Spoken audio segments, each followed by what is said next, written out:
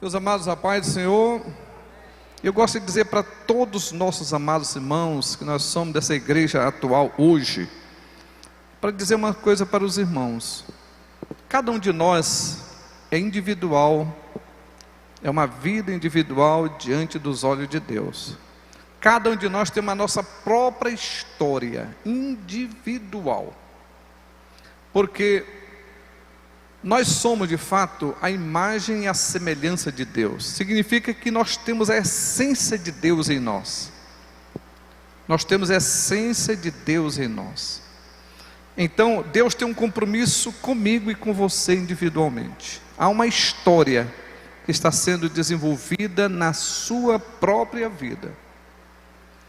E o Senhor nos faz uma recomendação: você que quer que essa história ela cumpra os projetos que Deus tem para você, Ele quer que você olhe para Jesus, com o seu olhar voltado para Ele. Porque há um projeto, você sabe que na nossa vida individual, Deus tem um projeto para cada um de nós. Salmo 139, versículo 16 nos diz que quando nós estávamos ainda informes no ventre de nossa mamãe, Deus escrevia no seu livro todos os dias da nossa vida. Louvado seja Deus. E pode ter certeza que este Deus tão perfeito e tão bom que Ele é, Ele escreveu uma linda história para cada um de nós.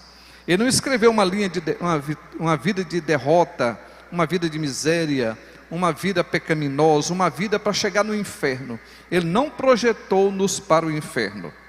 Ele nos projetou para uma vida abundante, uma vida de progresso, uma vida de vitórias, e nos projetou para chegar no céu. Bendito seja o nome do Senhor. Esse é o desejo de Deus. Deus, Ele tem esse projeto para a sua vida, mas para você alcançar este sonho de Deus, você precisa estar com o seu olhar voltado para Jesus, olhando para Ele, e orando para quê? Orando como diz no Pai Nosso: santificado seja o teu, e venha a nós o teu governo, o teu reino, e seja feita a tua vontade.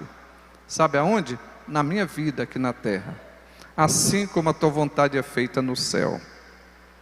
Então você percebe que você tem um compromisso. Nós principalmente, que somos chamados filhos de Deus, Deus nos tornou digno de ser chamado filho de Deus. Nosso nome foi escrito no cartório do céu, chamado livro da vida do Cordeiro. Esse livro é um livro eterno, e foi escrito lá o nosso nome, e reconhecido no céu como filho de Deus. Então neste caso temos agora um compromisso de santificar o nome do nosso Deus, de honrar o nome de Deus, de glorificar o nome de Deus, de fazer conhecido o nome de Deus através de nossa vida. É por isso que devemos orar: venha a nós o teu reino, e seja feito a tua vontade, assim na terra como no céu. Quando nós estamos fazendo essa declaração de fé, fazendo essa oração, nós não estamos apenas colocando palavras para fora da nossa boca. Nós estamos falando palavras que brotam do coração. Ela tem que brotar do íntimo, como verdade absoluta, como certeza. Deus está no governo da minha vida, e na minha vida vai estar acontecendo somente a vontade de Deus. Mesmo que a vontade de Deus, o projeto estabelecido de Deus na nossa vida, seja possível, dentro do plano de Deus, passarmos pelo vale da sombra da morte. Mesmo que passe pelas circunstâncias diversas da vida, mesmo que passe pelas lutas, mas é um projeto de Deus, então isso é bom, é perfeito e agradável, porque o Senhor vai nos levando para os pastos verdejantes, para as águas tranquilas.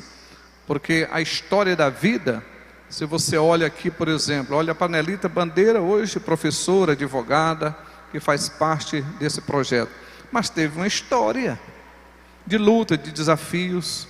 Pastor Edivaldo, hoje pastor de uma grande igreja, só que passou pelos vales, pelas dificuldades, pelas experiências, para chegar aqui, eu e todos nós. Então a gente não despreza a estrada. A beleza da vida exatamente está na estrada dela. É no andamento dela que está a beleza.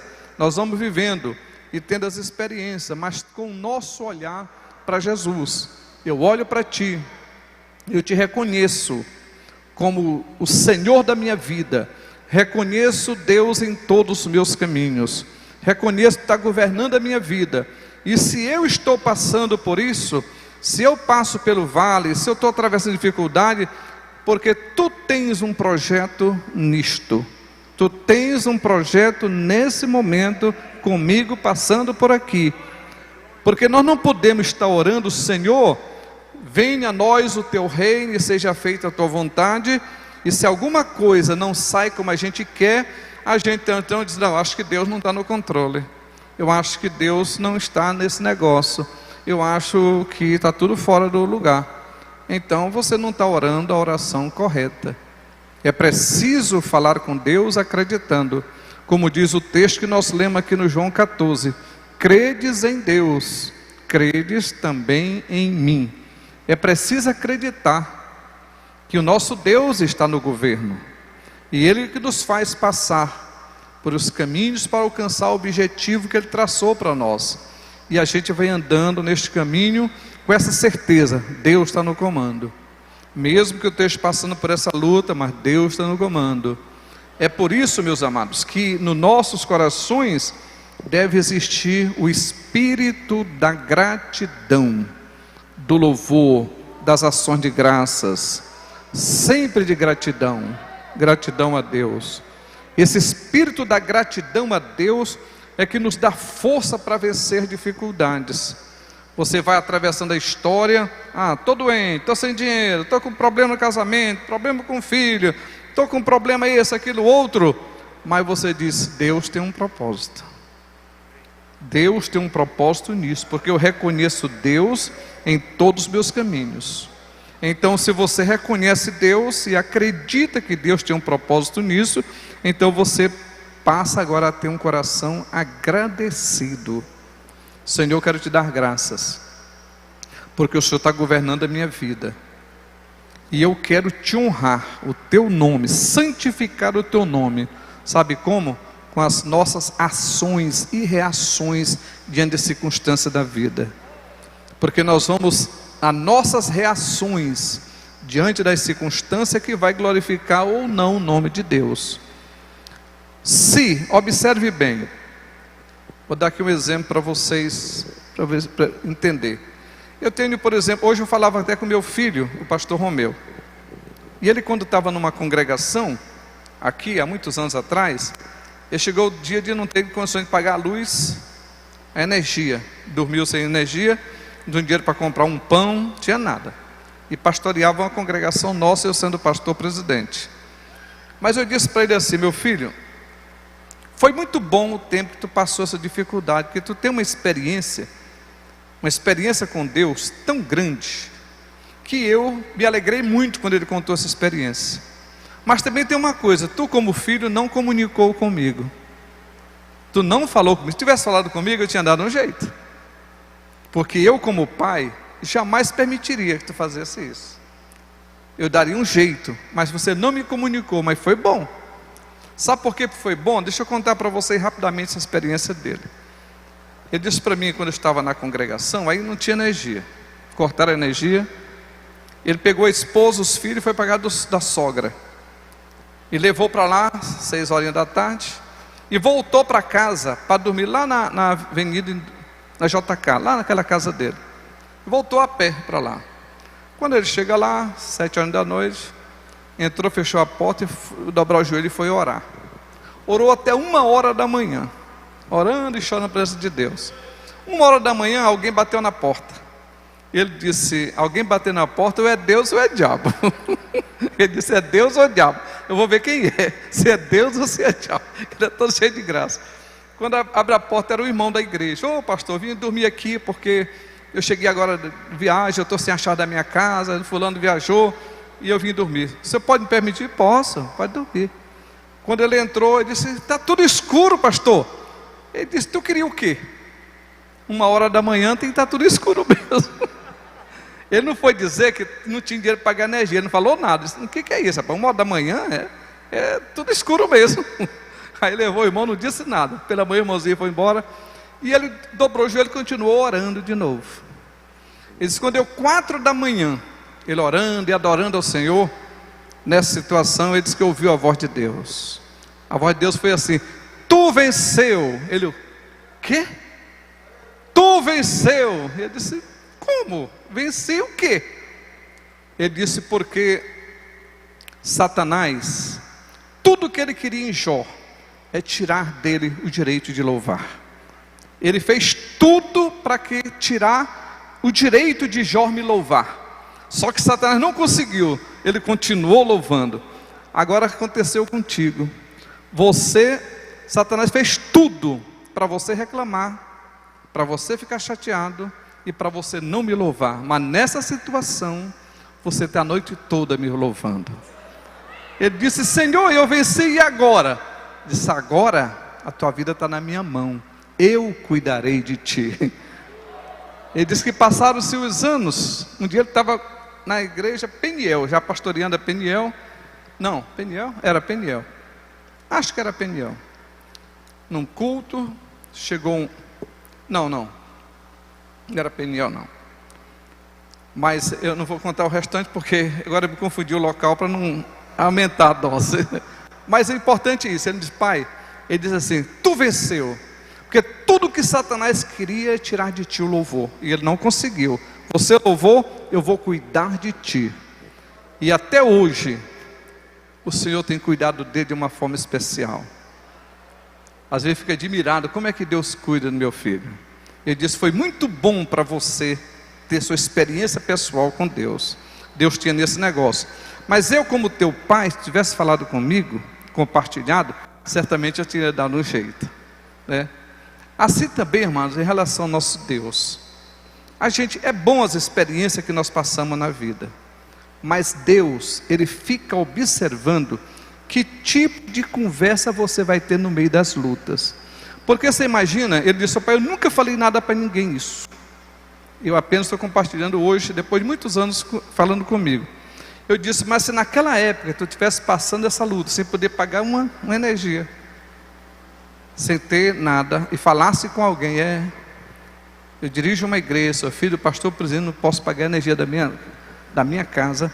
Você sabe o que aconteceria? Você estaria falando mal de mim, a imagem negativa de um pai, e as pessoas iriam me criticar, porque você não estaria me honrando, porque você estava falando mal de mim. Como é que eu sou o pai e deixo o meu filho desse jeito? Assim somos nós em relação a Deus. O que você está passando? Se você ficar falando: olha, pastor, estou passando fome, eu não posso pagar minha energia, eu estou passando por isso, por aquilo outro, sabe o que está acontecendo? Você está falando mal de Deus. O teu Deus não está cuidando de ti, e isso é ruim. É melhor você ter o espírito da gratidão. O meu Deus permite isso na minha vida hoje com um propósito, e eu sei que por fim, como disse Jó, Ele se levantará e Ele defenderá a minha causa. Na hora certa, nosso Deus se levanta para defender a nossa causa.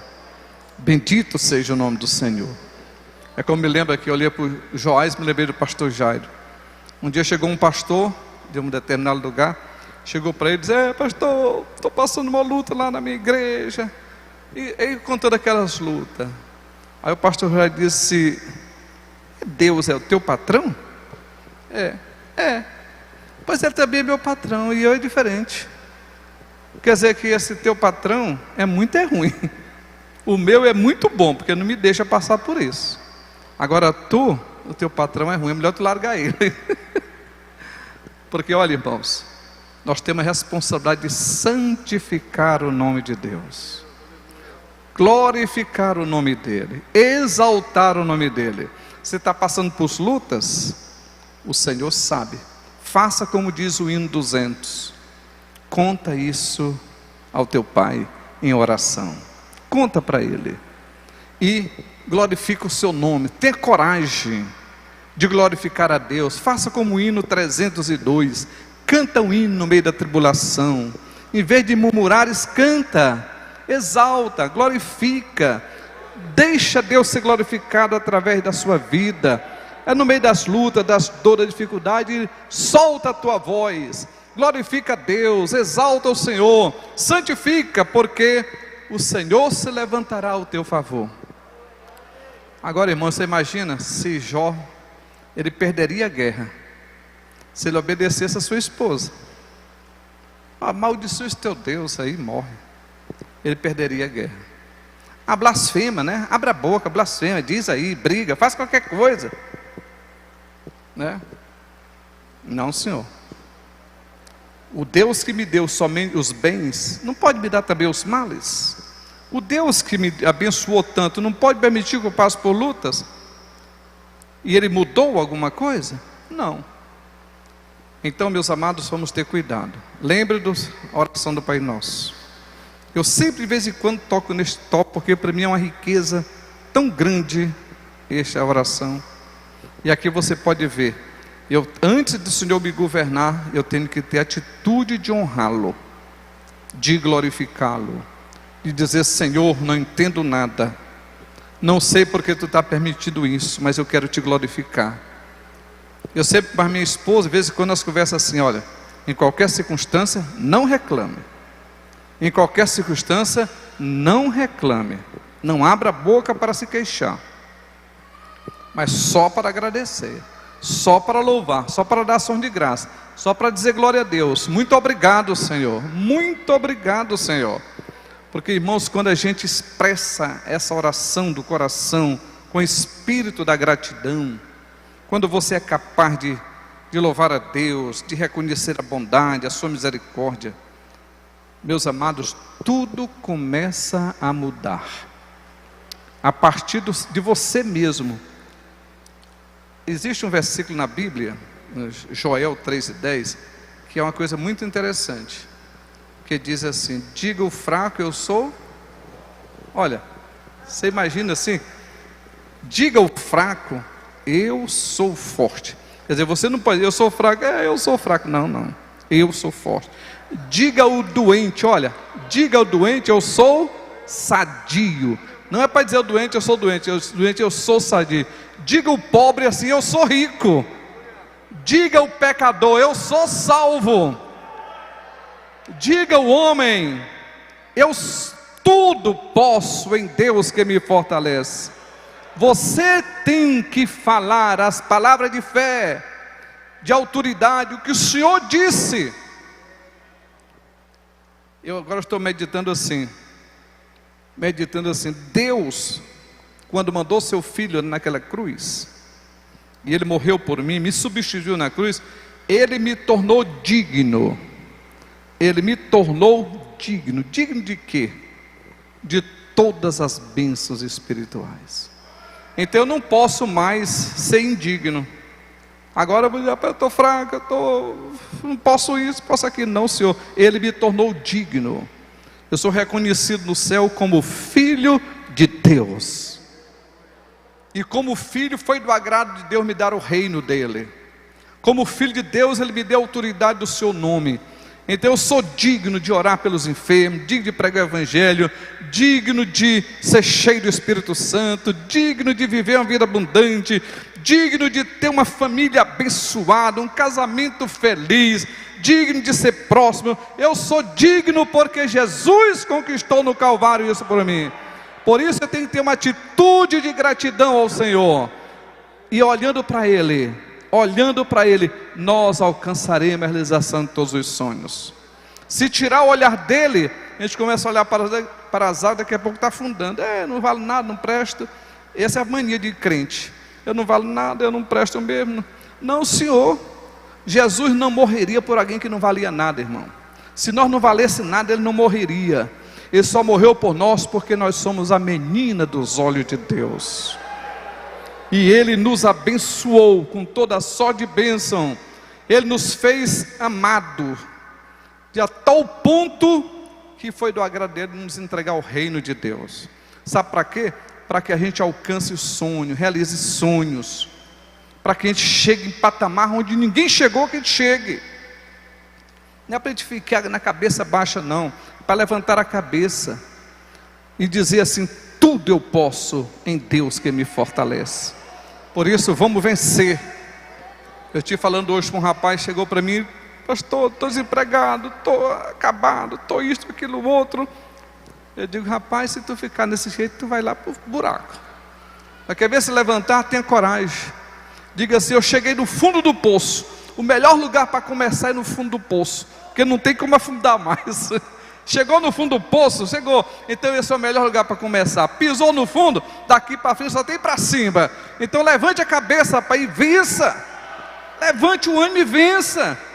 Esse negócio de ficar assim não, levante. O que você quer na vida? Levante, o Senhor contigo. O Senhor disse para Gideão, ele chegou para o homem fraco, derrotado, escondido, acabrunhado. Ele disse: homem valoroso. Deus olhou para ele e disse: tu é homem valoroso, eu acredito em ti. Ele se levantou: levanta e vence, ganha essa batalha, rapaz. Liberta esse povo, tu tem essa capacidade. É Deus que diz para nós: vamos levantar a cabeça. Nós vamos fazer uma igreja forte, vibrante, uma igreja poderosa, uma igreja cheia do Espírito Santo, uma igreja que faz missões, uma igreja que evangeliza. Eu louvo a Deus, sempre eu estou louvando a Deus pelo Clébio Bandeira, porque nessa pandemia se levantou e fez a diferença na nossa cidade. Nada foi impossível impedi-lo. Todos os bairros de Imperatriz estão sendo abençoados, né? O Daci também levantou aí com a sua campanha, fazendo a obra de Deus, enfrentando desafio, fazendo a obra de Deus. E no próximo domingo nós vamos ter oração e jejum com a igreja, em prol do dia 12 de setembro. O que vai acontecer dia 12 de setembro? Nordeste para Cristo. Todos os departamentos, toda a igreja, todas as congregações, durante o dia, em atividades. À noite que não vai ter aglomeração nenhuma, mas durante o dia vamos estar na rua. É trio elétrica, é campanha de evangelização com o Daci, é ministério de mulher, é NAEAD, é todo mundo trabalhando, porque nós somos fortes e mais do que vencedor. Que Deus nos abençoe.